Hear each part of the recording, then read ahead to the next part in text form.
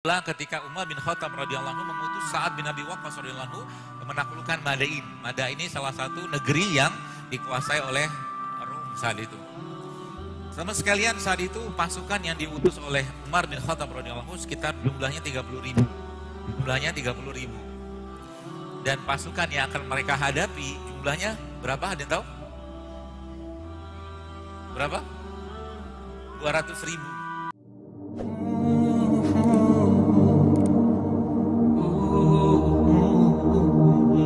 Mudah-mudahan hari-hari dalam kehidupan kita menjadi hari-hari yang penuh persiapan.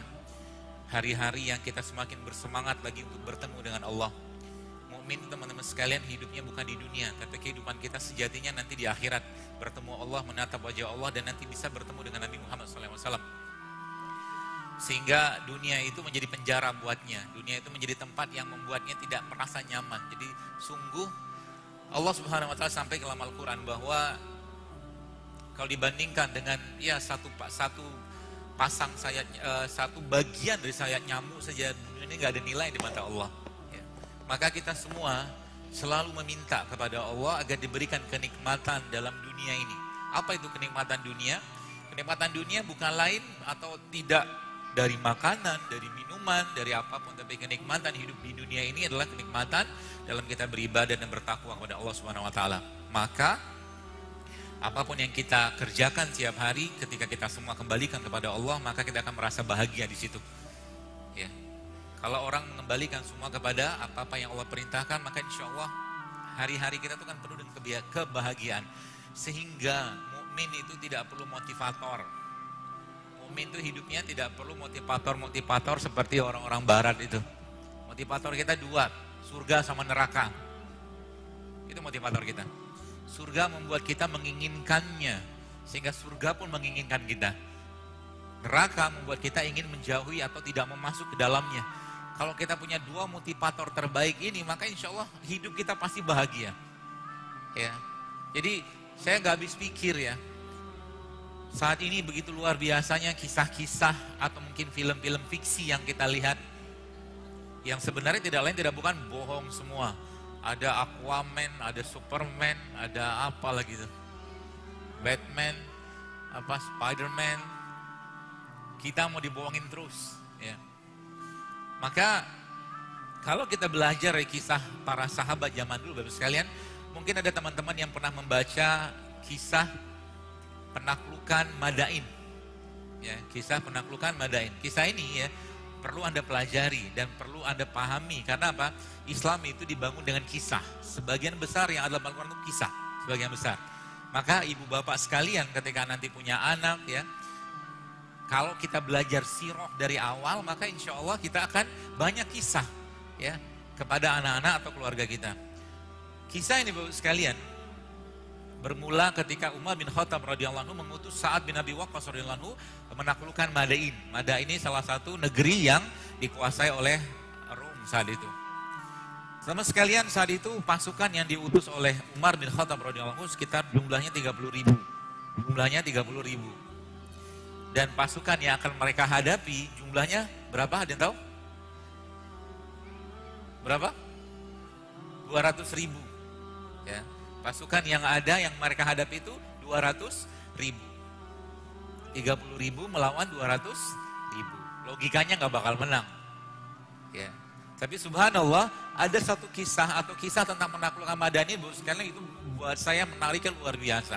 Kenapa menarik luar biasa? Karena kita dulu pernah mendengar atau membaca atau nonton ya kisah-kisah di mana ada orang jalan di atas air. Ya. Nah, itu terjadi di zaman Nabi kita alaihi salatu wasallam atau zamannya Umar tadi. Waktu penaklukan Madain ini teman-teman sekalian, saat yang memimpin pasukan, katakanlah besok pagi itu mau penaklukan, malamnya dia bermimpi. Mimpinya apa? Mimpinya saat itu adalah dia bersama para pasukannya yang berjumlah 30.000 yang mereka sebagian ada yang pakai onta, ada yang pakai kuda. Ya. Itu saat bermimpi, apa mimpinya? Mimpinya saat itu adalah kuda-kuda dan unta-unta mereka berjalan di atas sungai Tigris saat itu. Dengan kondisi arus yang deras. Jadi Anda bayangkan Kalau kuda masih bisa berenang, tapi onta nggak bisa berenang. Onta nggak bisa berenang. Tapi mimpinya saat itu teman sekalian, dia dan pasukannya berjalan dengan kudanya, mengendarai kuda dan unta tadi di atas air tadi. Coba bayangkan, nggak masuk akal kita kan. Tapi dalam Islam mimpi adalah bagian dari kewahyuan, bagian dari firasatul mukmin. Ya, maka apa yang terjadi? Yang terjadi besoknya saat bilang ke pasukannya, dia bilang begini, wahai pasukanku, kata dia, semalam saya bermimpi gini, dia bilang. Maka ikutilah aku, kata dia, ikutilah aku, kata Sa'ad. Apa yang Sa'ad ucapkan saat itu? Bertakbirlah kalian 3 kali. Allahu Akbar, Allahu Akbar, Allahu Akbar, dan ucapkanlah la haula wa la quwata illa billah dan hasbunallah wa ni'mal wakil.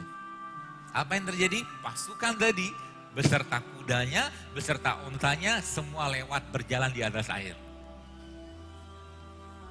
Sampai ke ujung sana, ya pasukan saat itu ada yang salah satu pasukan tersebut kehilangan gelasnya. Lalu di tepi sungai itu, dia bilang sama Allah dalam bentuk doa, dia katakan, ya Allah, kembalikan gelasku. Ngomongnya gitu, kurang lebih lah. Kuasa Allah, ya arus sungai tadi akhirnya mengembalikan gelasnya pasukan tadi. Iman tuh kayak begitu. Ya, gak masuk akal? Gak masuk akal. Tapi iman yang luar biasa lagi ditunjukkan oleh siapa? Oleh Rubi' bin Amir. Rubi' bin Amir salah satu pasukan yang Sa'ad bin Abi Waqqas waktu penaklukan Madain tersebut. Rubi' ini bosnya seorang yang sudah cukup tua. Waktu penaklukan Madain dia minta kepada Sa'ad untuk ikut perang. Akhirnya dia perang. Dengan apa? Dengan keledai tuanya. Dia pakai panci, jadi tutup kepalanya, dia bawa pisau dapur sama tombak yang sudah tua. Apa yang terjadi? Sa'ad mengutus dia datang ke Rustum. Rustum itu panglimanya Persia, Kisra saat itu. Lalu datanglah Sa'ad dan rajanya mereka saat itu bilang, ya nanti kalau mereka datang, ya permalukan mereka gitu lah katanya.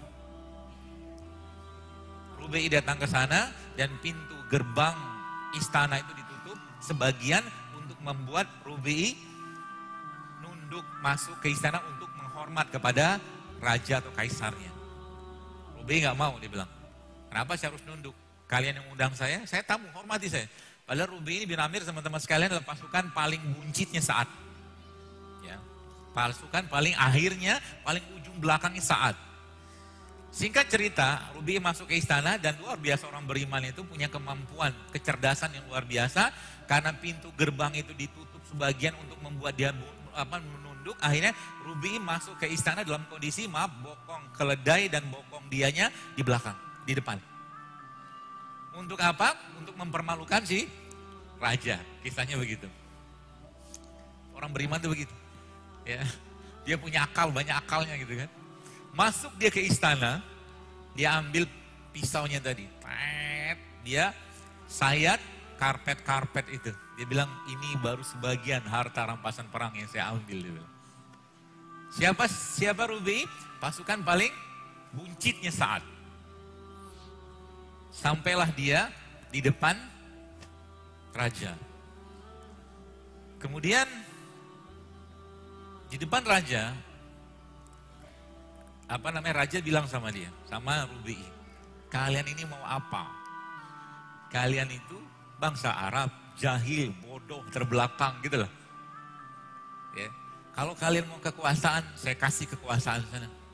Kalau kalian mau wanita, saya kasih wanita, dia bilang. Pulanglah sana tuh. Apa kata Rubi'? Benar, dia bilang. Kami dulu bangsa yang bodoh, bangsa yang terbelakang. Tapi ketika kami diberikan, diutus seorang manusia yang mulia dengan kitab yang mulia, maka kami menjadi bangsa yang mulia di dunia. Lihat, seorang tua, pakai keledai tua, pakai pisau dapur, pakai tombak, yang sudah cukup usang, ngomong kayak begitu di depan raja. Terus apa yang terjadi Bu sekalian? Rajanya tanya, bilang sama Rustum, kasih tahu sama dia maunya apa? Kata raja. Rustum terjemahkan ke Rubi', dia bilang, kalian maunya apa? Tiga yang kami tawarkan kepada Anda, dia bilang. Yang pertama, masuklah Islam. maka seluruh kerajaanmu, kekuasaanmu kami jamin aman semua, tidak akan kami ganggu sedikit pun, dan kamu tunduk pada aturan Islam, katanya. Kata Rubi'i. Ngomong ke siapa? Raja. Keren kan? Terus kata rajanya gini, kalau kami nggak mau gimana dulu? Kalau kau tidak mau, kata Rubi'i, maka kau harus kasih jizyah kepada kami, upeti, dan upeti itu harus kau berikan kepada kami dalam mohon-mohon untuk kami menerimanya, kata Rubi'i. Dipermalukan. Kurang ajar banget nih orang itu kan, ngomong depan raja kan. Lantas, kalau kami nggak mau gimana dia bilang? Kalau kau tidak mau, kami akan perangi engkau. Itu iman tuh kayak begitu teman-teman sekalian. Terus raja tanya sama Rubi'i, sama Rustum, ini siapa ini orang? Berani-berani yang ngomong sama raja gitu kan. Terus si Rubi'i bilang, saya pasukan paling buncitnya Sa'ad. Tapi kami mukmin, satu kata, satu hati, satu komando lah gitu kan. Apa yang diperintahkan di depan sama kayak di belakang. Singkat cerita, Rustum bilang sama raja, ini 30.000 gini semua nih otaknya. Keras, iya, enggak. Mendingan nyerah aja deh, kata Rustum. Karena memang belum pernah kejadian, dan Nabi pun ada doa. Kalau pasukanku berperang sejumlah 12.000 orang, kata Nabi SAW, maka pasti menang. Pasti dimenangkan Allah.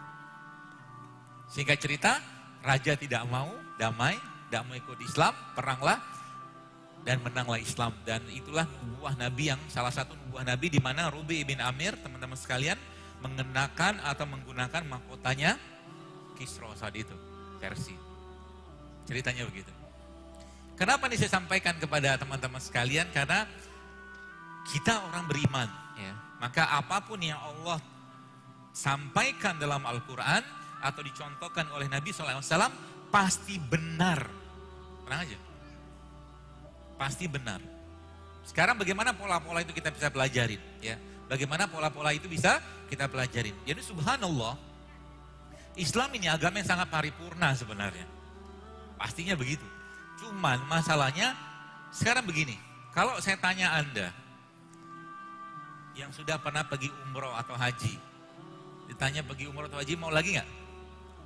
Mau? Yang belum pasti mau lah. Ya, maksudnya yang belum pergi pasti lebih pengen lagi kan. Yang sudah pergi pengen pergi lagi, gitu loh. Kenapa mau? Coba saya tanya, kenapa mau? Kenapa mau pergi umroh lagi? Ya, ada orang nggak ini? Hah? Kenapa? Rindu sih oke lah, tapi ada yang lebih tepat sebenarnya. Karena nikmat.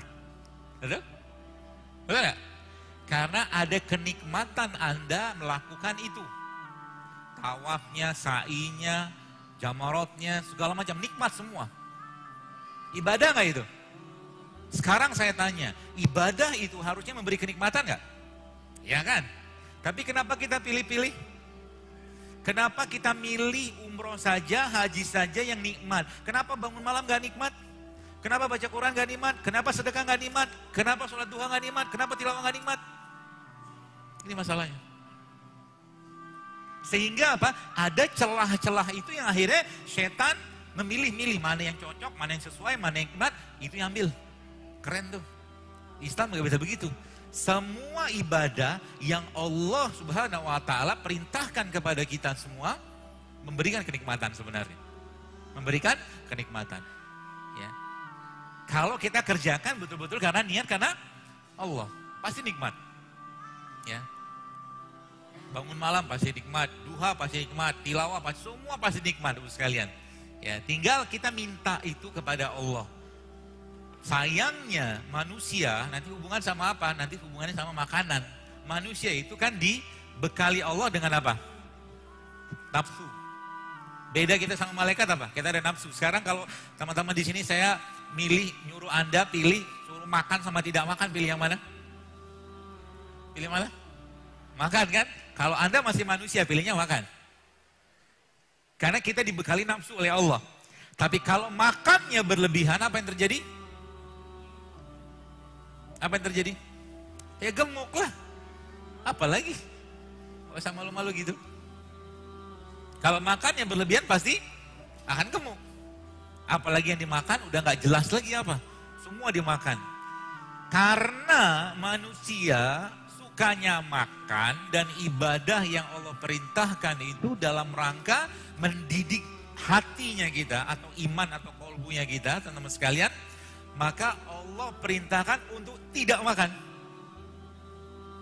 Namanya puasa Ramadan. Jadi ya, sebenarnya kalau kita mungkin sedikit bahas tentang puasa Ramadan itu, muslim tidak muslim dia, mukmin tidak mukmin dia, 30 hari selama setahun dia wajib berpuasa. Karena kalau masih dia manusia, dia butuh 30 hari itu. Menariknya umat Islam, kalau kita pelajari dari ayat Allah dalam Al-Quran, dalam surah Al-Baqarah yang sering kita baca itu, ya ayyuhallazina amanu kutiba alaikumusiyam kama kutiba alal ladzina min qablikum. Min qablikum, sebelum kalian sudah ada syariat berpuasanya. Sebelum kalian sudah ada syariatnya. Katakanlah begitu kan, kami wajibkan. Dan juga kepada orang-orang sebelum kalian. Dikasih overhaul, dikasih general overhaul, dikasih general service, general tune up 1 tahun sekali 30 hari. Tapi sayangnya puasa sahur sama bukanya tidak jauh beda dengan 11 bulan yang lain, betul? Yang dimakan apa?